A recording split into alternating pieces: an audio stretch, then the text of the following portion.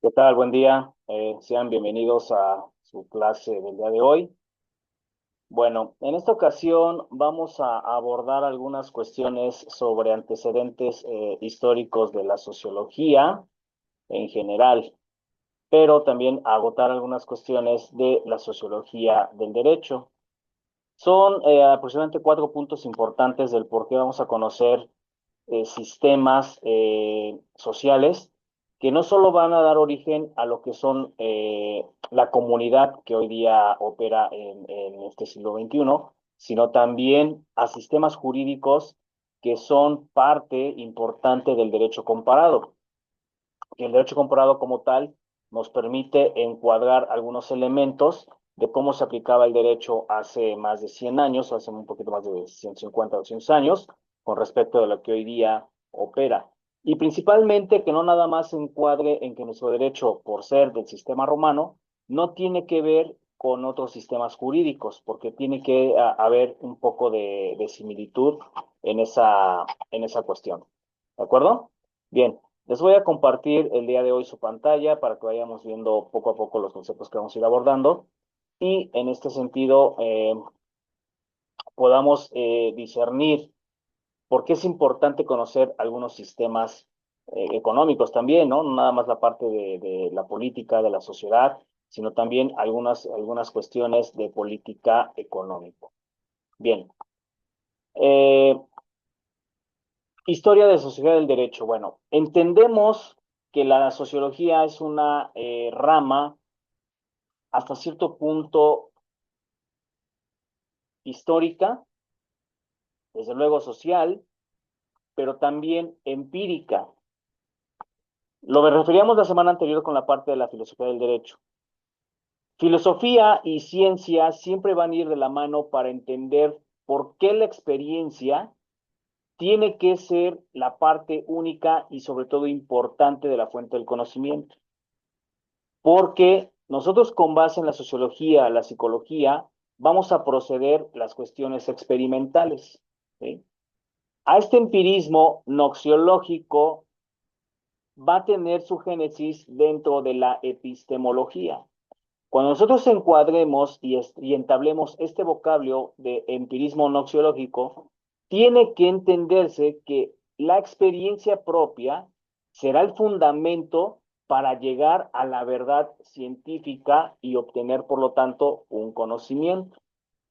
En esas cuestiones, el conocimiento siempre va a ir basado de ciertos elementos rutinarios y ciertas prácticas a lo largo de la sociedad, pero la experiencia en sí se va a sentar y se va a centrar como base única del conocimiento de los seres humanos. Bien, por lo tanto, ese empirismo en la parte filosófica va a tender a ese papel que la experiencia tiene desde la percepción que los seres humanos tenemos en cuanto a lo sensorial y que va a formar parte de un conocimiento. El término empirismo proviene del griego empeiria, que si se traduce en latín será origen de la experiencia, es decir, la experiencia propia. Por tanto, el empirismo surge con ese propio nombre y va a posicionarse mejor en la Edad Moderna como parte de las diversas tendencias filosóficas, pero que sobre todo esas tendencias van a tener más auge en el Reino Unido, por ahí de la Edad Media Baja, ¿sí? Y se va a contraponer con el racionalismo, sobre todo ese racionalismo característico de unas filosofías ya continentales, filosofías un tanto ya más obsoletas. Ahora bien, en esta cuestión debemos nosotros siempre atender a resolver problemas de carácter universal. Desde el empirismo se va a soler simpatizar y continuar con la crítica nominalista operada en la Baja Edad Media, pero que desde la antigüedad clásica lo empírico siempre se va a referir al conocimiento antiguo. Desde los médicos, los arquitectos, los artistas y los artesanos, para la edad clásica era la gente más sabia, era la gente a través de la cual se le podía obtener esa experiencia, porque aparte de ser útiles para la sociedad en cuestión, a través de los tecnicismos y las técnicas que ellos empleaban, se obtenía esa verdad al margen de cualquier utilidad. Bien, el empirismo en la Edad Moderna parte de una filosofía aristotélica, pero que se va a entrar en crisis hacia la teoría heliocéntrica y esos elementos del universo mismo, cómo se está estudiando la universalidad de las cosas. Pero a través de la filosofía aristotélica, emanada de las lecciones de la mayéutica socrática, podemos entender esos nuevos orígenes a los métodos de investigación, sobre todo a ese método resolutivo compositivo que implementa Galileo Galilei. La ciencia va a intentar descubrir leyes, nuevos paradigmas, nuevos estatutos, nuevos lineamientos, pero la parte natural siempre tendrá esa cuestión de cómo dominar esa ciencia y sobre todo, cómo debe ser posible llegar a entablar un conocimiento a través de la experiencia y de las leyes del comportamiento general en la naturaleza misma.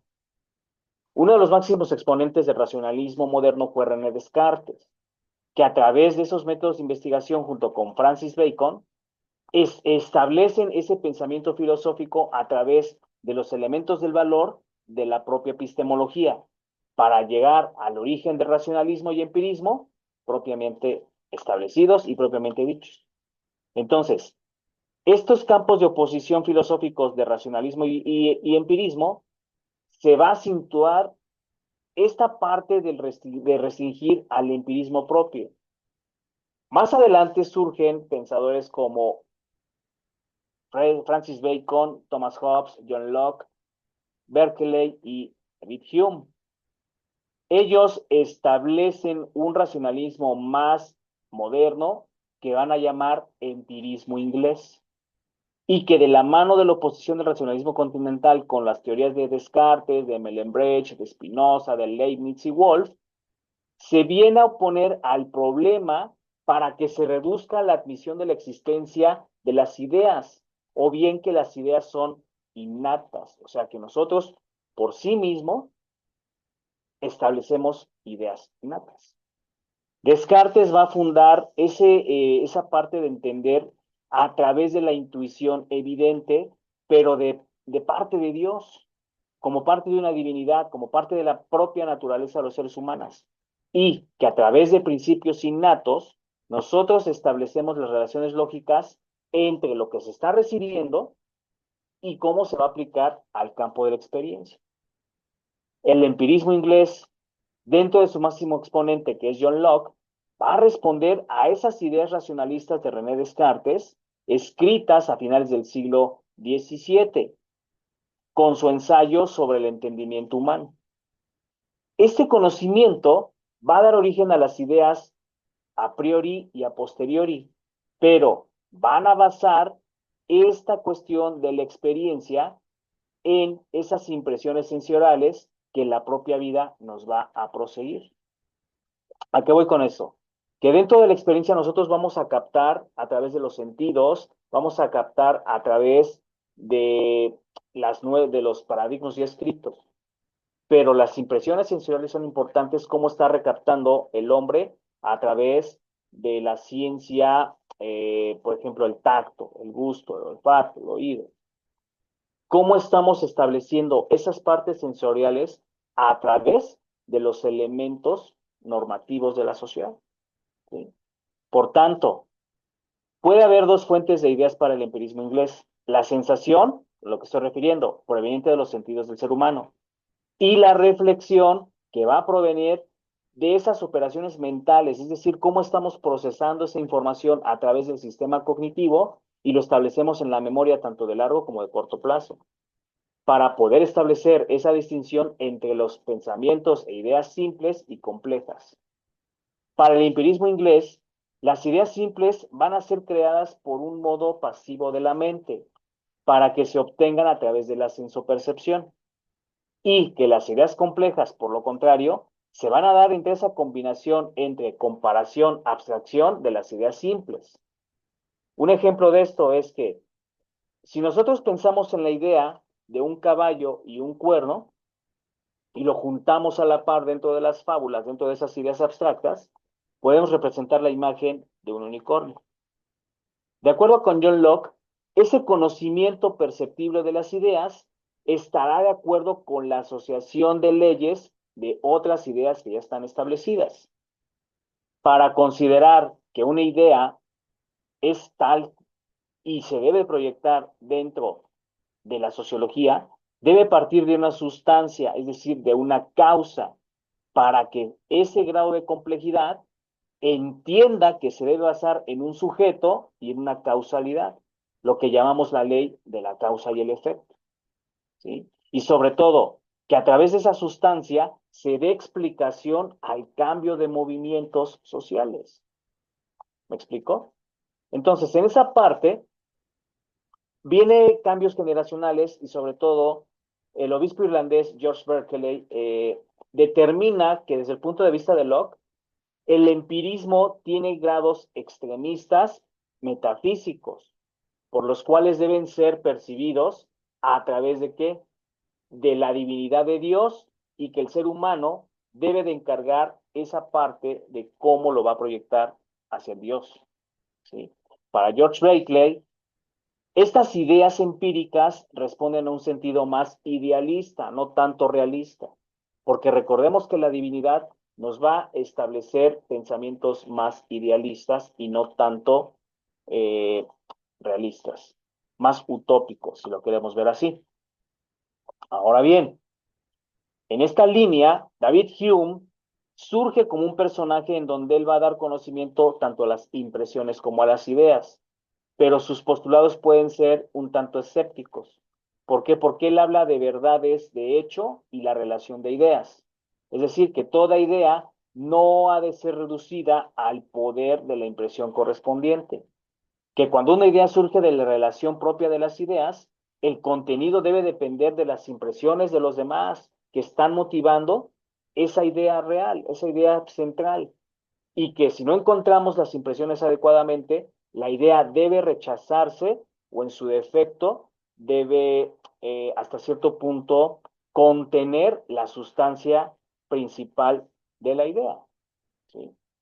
Entonces, al asociar el conjunto de impresiones respecto a los hechos y al juicio del propio hecho, nosotros debemos establecer los primeros juicios de valor. Por ejemplo, el homicidio no puede ser reducido solamente a la impresión de privarle de la vida a alguien. ¿Por qué? Porque eso será solamente una impresión, privar de la vida a alguien. Pero con la idea del desagrado que pueda producir esa conducta, un asesinato, de acuerdo al juicio moral, va a tener el rechazo desde dos puntos de vista. Que el asesinato es malo como apreciación subjetiva de la moral y que la ética lo debe convertir en un contenido falso o verdadero, que la tendencia dentro de la norma jurídica siempre será, a través de la idea principal, privar de la vida a un hombre, va a producir, perdón, ese desagrado que produce los efectos de un homicidio. Por lo tanto, para las ideas es algo malo que alguien cometa un homicidio. ¿De acuerdo? Ahora bien, en estas nociones, nosotros debemos entender que la impresión no debe ser reducida a la sola impresión, sino entender esas causalidades por las cuales David Hume debe de haber una serie constante y consecutiva de hábitos y costumbres para poder generar el conocimiento.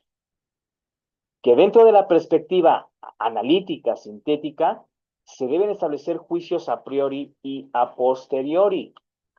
¿Por qué? Porque nosotros vamos a entablar esas cuestiones de cómo van direccionadas las, eh, las ideas principales del conocimiento. Permítanme un segundito, por favor.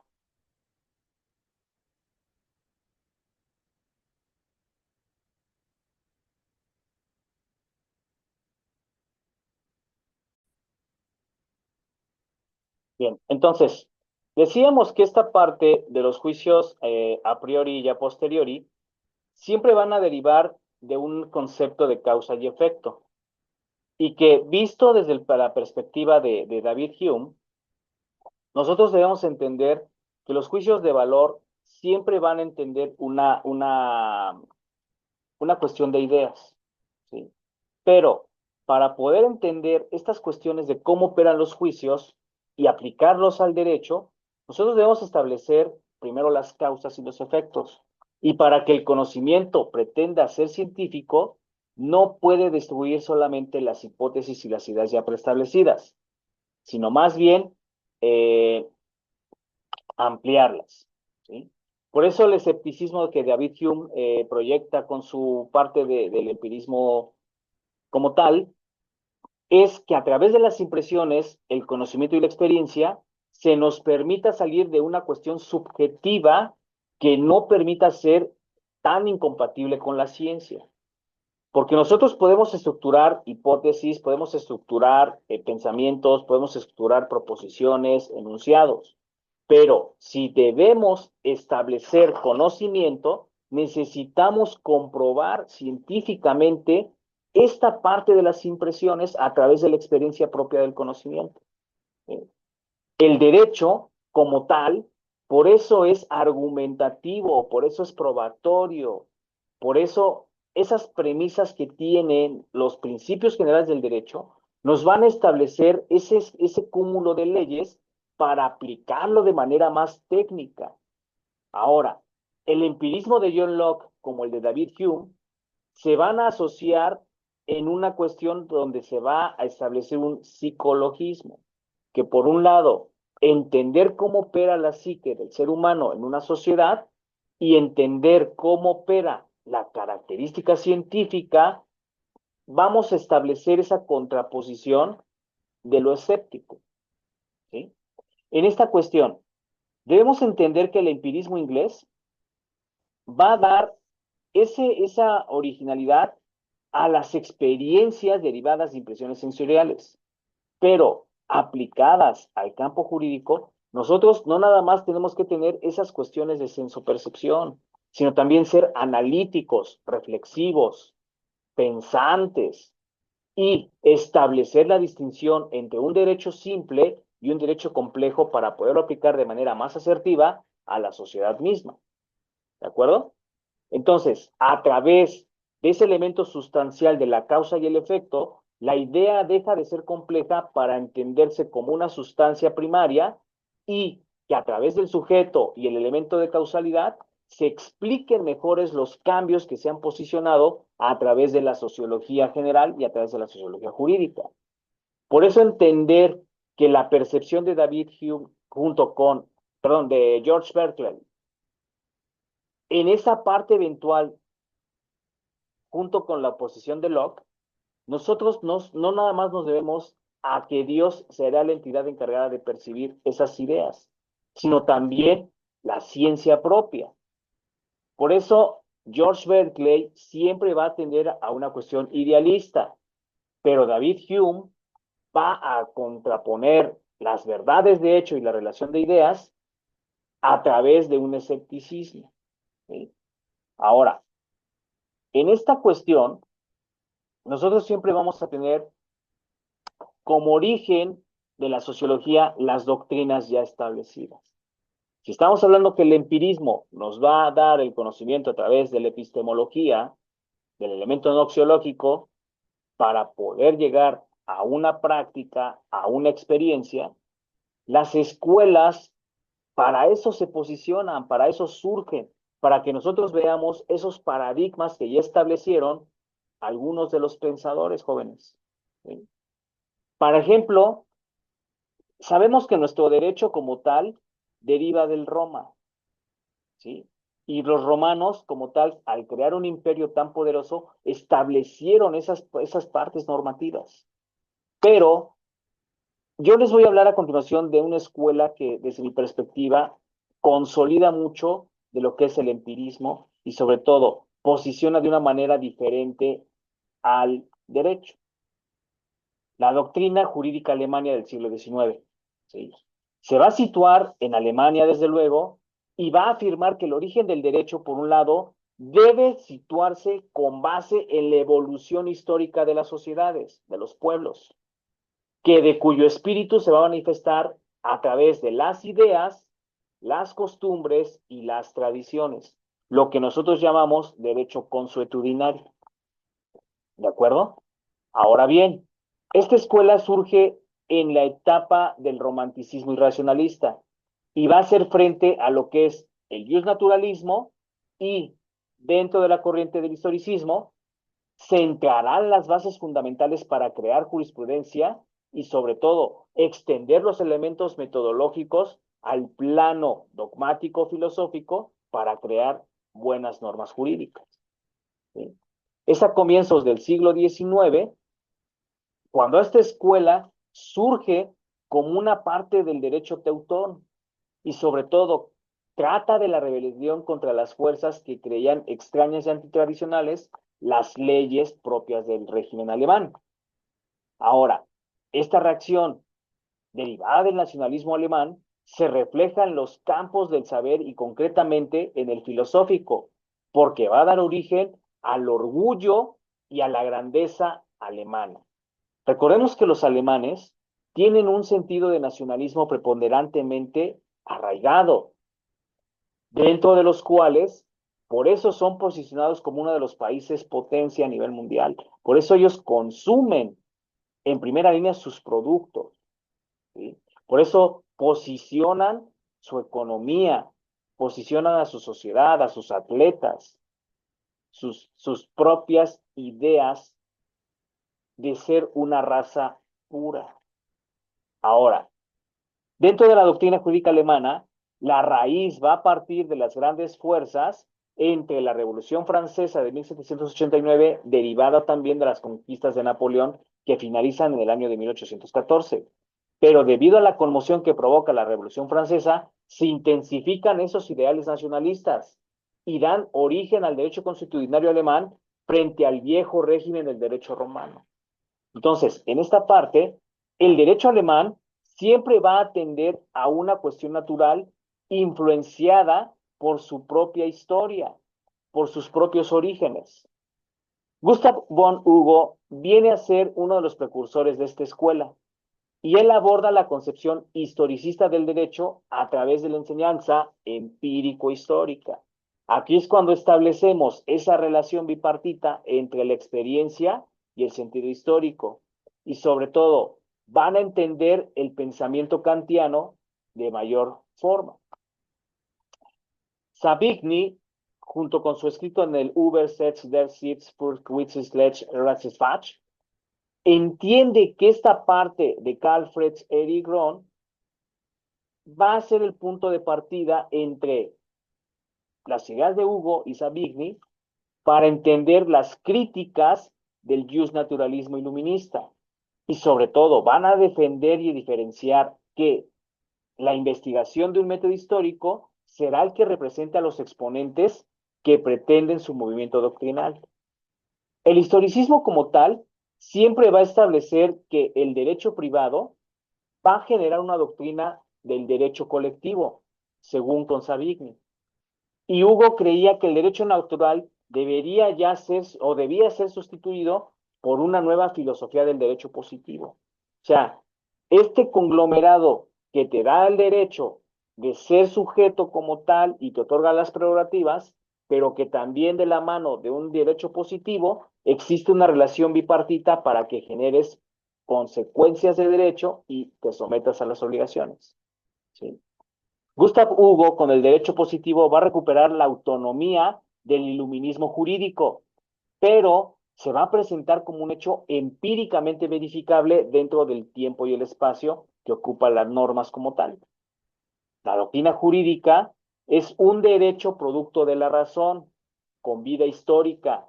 Por lo tanto, la historia, como vimos previamente, va a ser la fuente del derecho y no la razón propia, porque nosotros tenemos que recurrir a los precedentes ya establecidos y revisar cierto tipo de normas que operan todavía en el sistema jurídico. Desde luego, Savigny, como el mayor representante de la escuela histórica, no va a contraponer su pensamiento solamente por las tendencias de los códigos, sino también superar aquellos presupuestos filosóficos sobre la interpretación, la legislación de las normas del derecho de acuerdo con las teorías iluministas. ¿Sí? Savigny va a constituir que el derecho es cuestión del pueblo propio de cada una de las costumbres, el idioma, la organización geopolítica, para cada uno de los elementos individuales que hacen al pueblo. Y sobre todo, que con el desarrollo de los pueblos también se va a desarrollar el derecho. El derecho va a ser cambiante, va a ser evolutivo, va a ser mejor. Él cree que se va a perfeccionar y va a morir cuando el derecho pierde cada uno de sus elementos particulares. ¿Me explico? Ahora, dentro de la escuela histórica, se debe dirigir esa totalidad hacia la doctrina justnaturalista, pero dentro del objetivo inmediato del derecho natural, el pensamiento iluminista, perdón, tiene que establecer un derecho natural más racional, mejor posicionado para dar origen a un derecho positivo. Y que desde el punto de vista material, el justnaturalismo no era tan válido como las normas que debían situarse en la aplicación deductiva de la razón y que esto no atente contra la historia propia del pueblo. Desde el punto de vista formal, el justnaturalismo va a ser más valioso a través de los trabajos metodológicos para establecer las pandectas históricas como máxima expresión de la ideología y la metodología de la escuela historicista y racionalista. ¿Sí? La escuela historicista, por lo tanto, tiene un grado de rehabilitación de las costumbres y va a revalorizar un perjuicio de la ley y sobre todo que de acuerdo a la expresión jurídica del Volksgeist, o sea, el espíritu del pueblo, es el que va a dar origen a sus tradiciones a las sociedades. ¿Sí? Por eso hoy día es importante relacionar en México, por ejemplo, esa ley de usos y costumbres que opera en nuestro país, porque esto va a ser hasta cierto punto la expresión jurídica de un pueblo, de las tradiciones, de los usos propios, y se va a revalorizar el prejuicio de la propia ley que opera en México. Ajá. Por tanto, para la escuela histórica, la costumbre no nada más es un modo de expresión, sino va a dar realidad jurídica constituida a través de la conciencia colectiva del derecho. Basados en esa expresión del Volksgeist, el espíritu del pueblo, la escuela histórica siempre va a llevar un grado de exaltación de la costumbre, porque se va a entender que el derecho va a ser elaborado a través de la práctica popular de las diversas sociedades que han operado en la historia. ¿Sí? Sagibni nos dice que todo tiene origen o todo el derecho debe tener origen en aquellos usos y costumbres de carácter universal, pero se le va a dar el nombre adecuado como derecho consuetudinario. Y sobre todo, que el derecho se va a crear primero por las costumbres y las creencias populares para dar paso a la creación de leyes y posteriormente a la jurisprudencia. ¿Sí? Pero que a través de su fuerza interior, esta tácitamente quedará activa, pero jamás en arbitrio de ningún legislador. Es decir, el legislador tendrá un papel importante, sí, para modificar y elaborar proyectos de ley, pero la jurisprudencia tiene que ser a voluntad del pueblo a través de los usos y costumbres y esas creencias populares. Ahora, la escuela histórica también va a considerar a tres fuentes del derecho. ¿Sí? Por un lado, la primera va a ser el derecho consuetudinario, que va a ser la forma más directa de manifestar a la norma jurídica, de dar origen al derecho, porque se va a representar a través del uso y el ejercicio que el pueblo representa de acuerdo a los problemas que le aquejan. Pero, ojo aquí, no podemos dar lugar a que el derecho por la propia repetición de los actos sea considerado derecho consuetudinario, sino se necesita un análisis a través del empirismo y de poder establecer por qué ese derecho consuetudinario debe ser convertido en ley. Sagibni nos va a establecer, junto con las ideas de Green, que ese derecho consuetudinario puede estar mal aplicado, porque la mera repetición de los actos no crea per se ese derecho, sino la exteriorización de esas conductas, de esas repeticiones, van a dar origen, ahora sí, a crear al propio derecho. En parte, el derecho consuetudinario va a ser ese derecho nacido directamente de la conciencia volitiva del pueblo, que mientras se ejerza será visible. ¿Ok?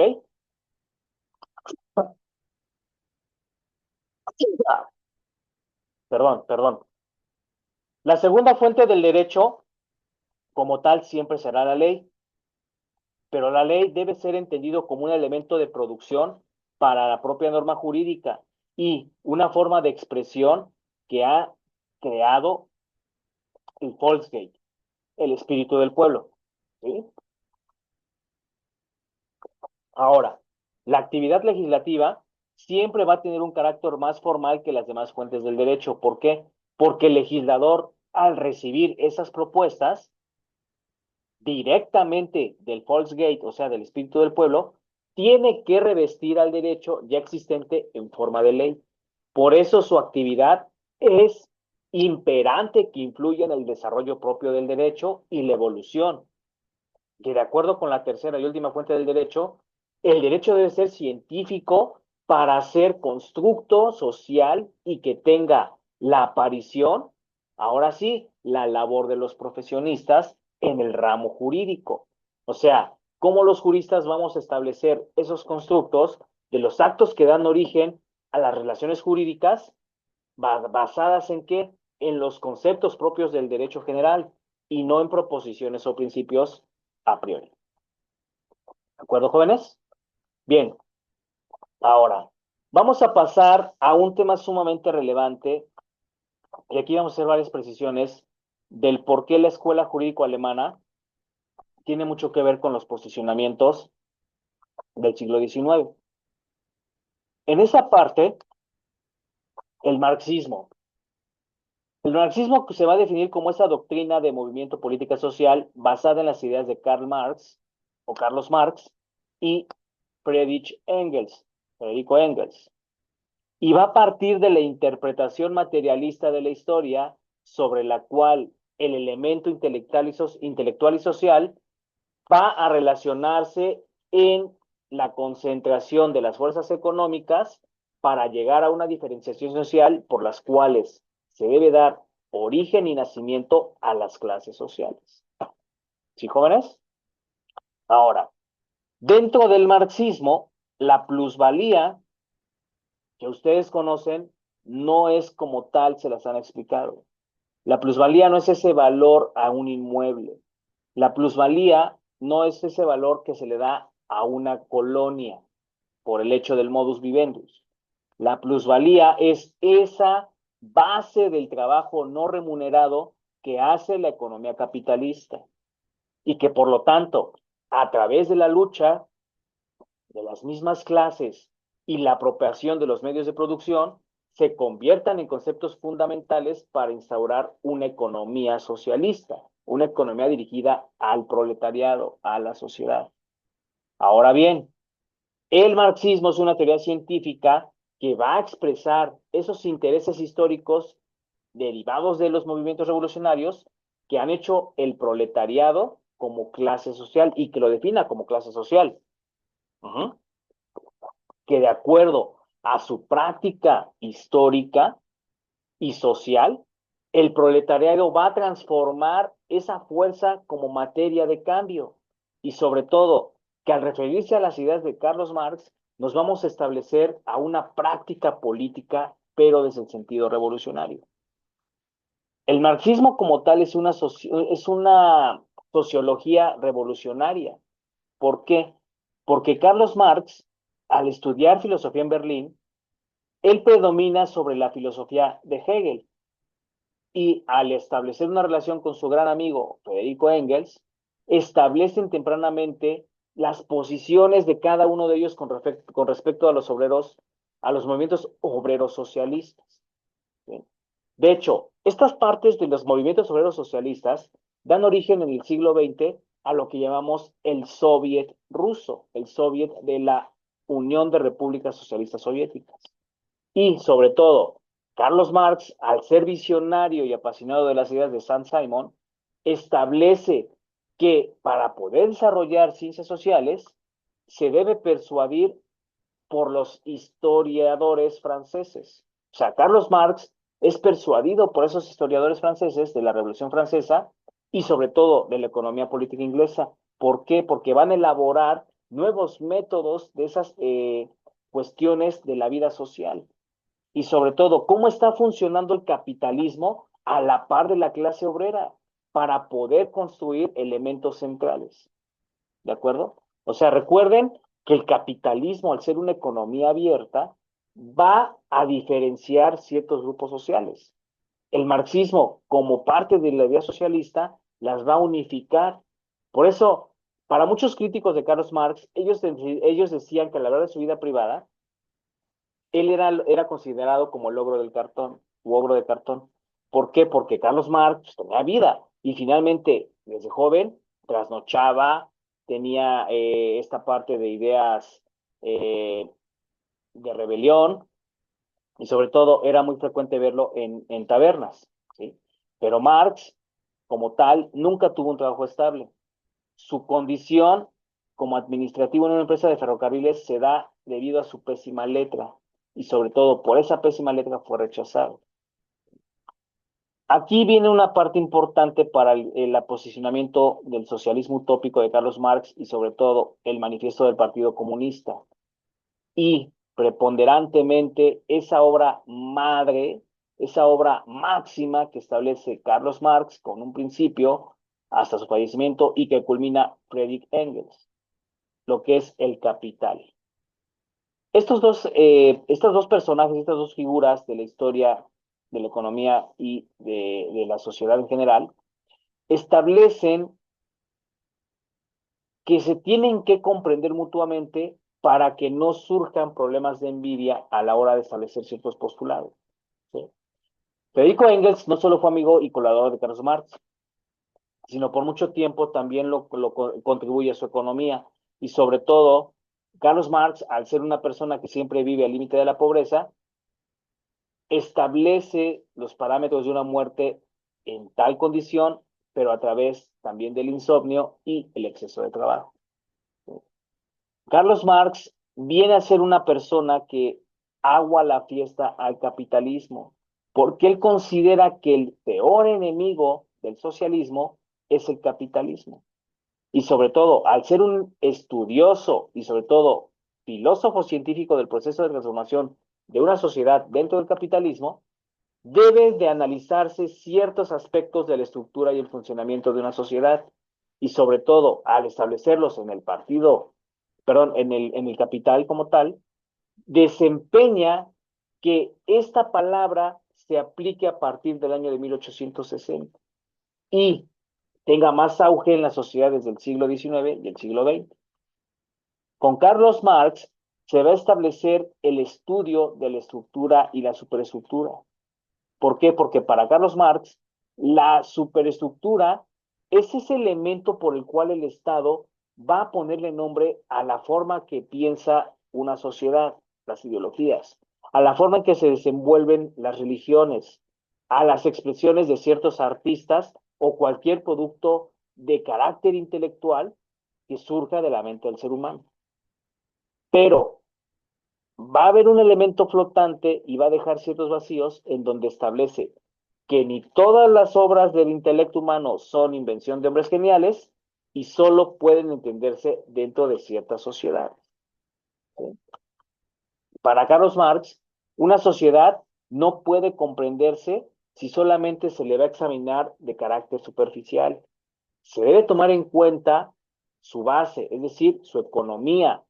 ¿Para qué? Para establecer, ahora sí, la diferenciación de las clases sociales, estratificarlas.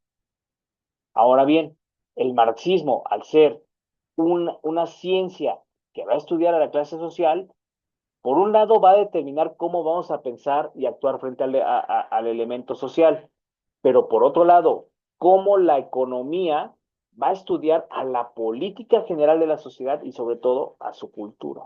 Porque recordemos que dentro del sistema jurídico también atiende a factores económicos, políticos, sociales, y por lo tanto se deben de modificar esos sistemas jurídicos en atención al marxismo, en atención a cómo se da esa clase social, cómo piensa y cómo actúa, que de la mano de la economía se debe estudiar las bases de la cultura y la política para establecer nuevos paradigmas dentro del ramo jurídico. Se va a establecer dentro del marxismo que la base, es decir, la economía y la superestructura, consiste en un engranaje articulado que va a operar de esta manera. La economía va a determinar en primera instancia a la superestructura, a esos elementos de cómo nos ve el Estado. ¿A través de qué? De la ideología, la religión y la expresión, ¿sí?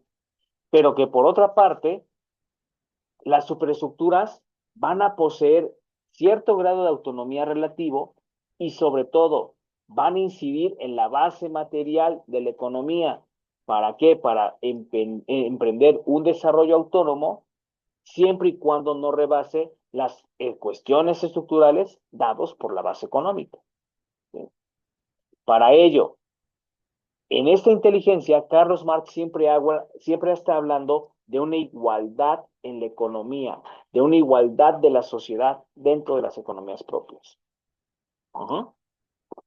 Ahora bien, que dentro de los modos de producción, el marxismo establece que la economía tiene que tener fuerzas productivas para que de acuerdo a esos recursos con los que cuenta el ser humano, dentro de su sociedad pueda producir bienes de satisfacción y de consumo primario para ellos, que con el apoyo de las máquinas y las herramientas, pero partiendo de los conocimientos técnicos y las formas de organizar el trabajo, la economía tenga una mejor y mayor fuerza productiva, que se aprovechen de manera adecuada los insumos, que en esta parte de las relaciones de producción se relacionen entre sí esos satisfactores salariales y que de acuerdo al capitalismo establezcamos mejores los procesos de producción.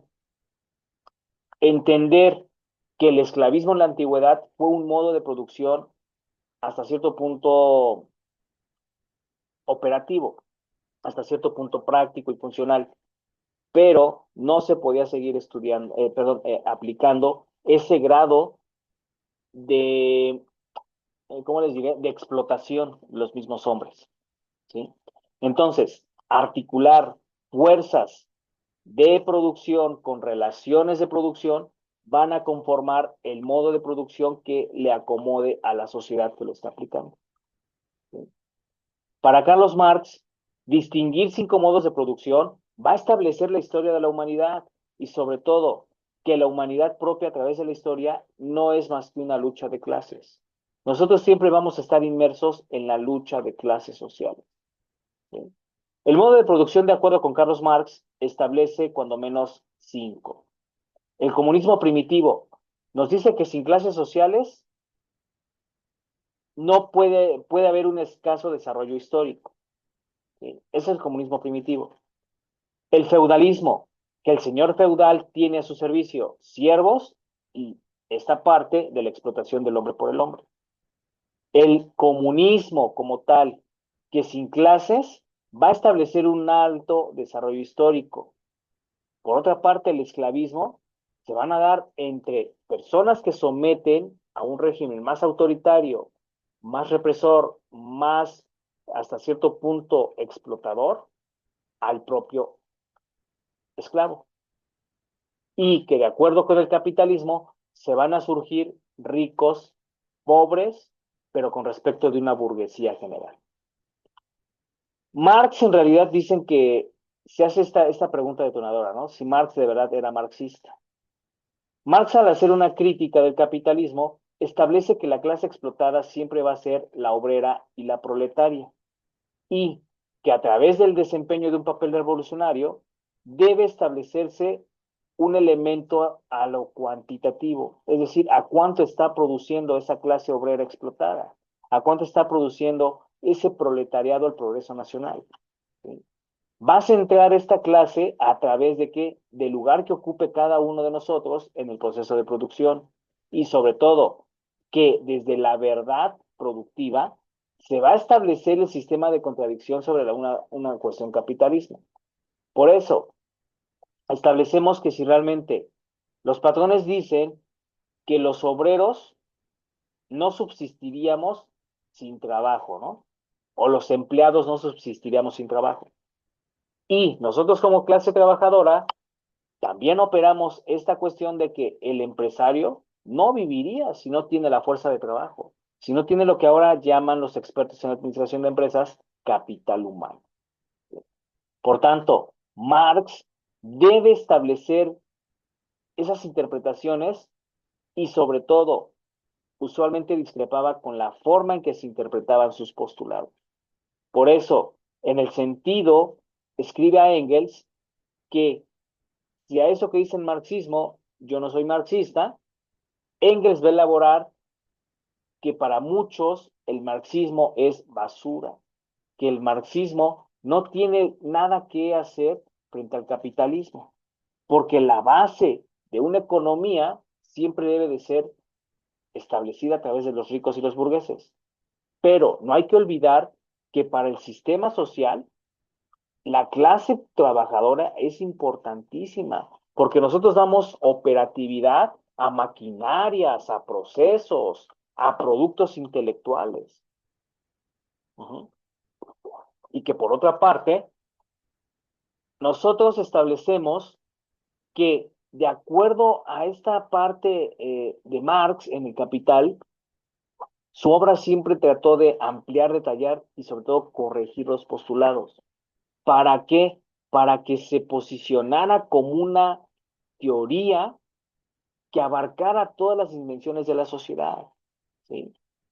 En esta cuestión, el marxismo siempre va a entender esas cuestiones de cómo la clase privilegiada va a explotar al hombre, que la clase que está mejor posicionada va a ganar o va a querer más siempre en aras de que el trabajador le dé más. ¿Sí? Para Marx era importante establecer estas cuestiones de una crítica al sistema capitalista, pero también cómo estudiar y establecer los modos de producción, para que dentro de la plusvalía que él nos hablaba de ese trabajo no remunerado adecuadamente, el individuo haga crecer a la economía de una manera equitativa, de una manera servicial, de una manera que se repartan las riquezas entre todos los seres humanos por igual. ¿Me explico?